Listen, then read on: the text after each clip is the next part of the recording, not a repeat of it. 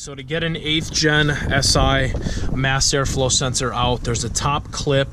You pull back on the tab and you'll be able to release it. And next you're gonna see there's 2 Phillips head screws.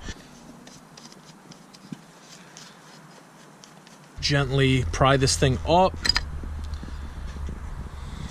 Got the mass airflow sensor cleaner. This thing looks dry to you. If everything looks good, you guys can go ahead and reassemble. Also, make sure that red straw does not touch the hot wires, because you will screw something up, guys, and these are relatively expensive.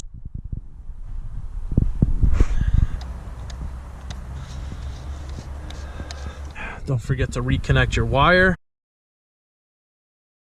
Let's fire this thing up.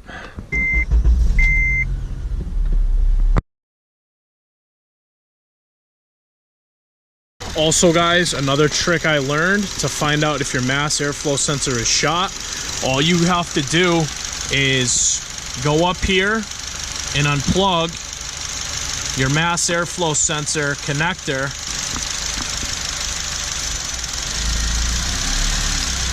And if the car stays running, which mine is, it means the mass airflow sensor is shot. Disconnect your mass airflow while the engine is running, and it shuts off that the mass airflow sensor is doing its job and it is working properly. If you take this connector off, like I did, my mass airflow, the engine was like hesitant at first. It almost stalled, but still staying running. So I'm coming to the conclusion, guys, that it's my mass airflow sensor. I'm not going to be driving this car until that gets fixed, because I don't want to run too lean or too rich and risk potentially blowing this thing up. So hopefully that is the issue, guys. I'm going to order a new one, Rock Auto Life, because they're super cheap and they're Denso quality.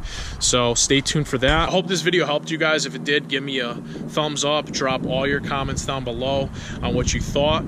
Subscribe for some more do-it-yourself and Honda stuff, racing, builds, vlogs, etc. We'll see you guys in the next video. One more thing, never stop wrenching.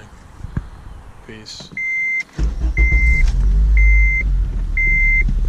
Oh, check engine light on. Those would be the 2 codes that your car would run if your mass airflow sensor would be messing up on you. Keep in mind, I didn't have a check engine light this whole time. I'm sure it would have came on if I kept running the mass airflow sensor like that.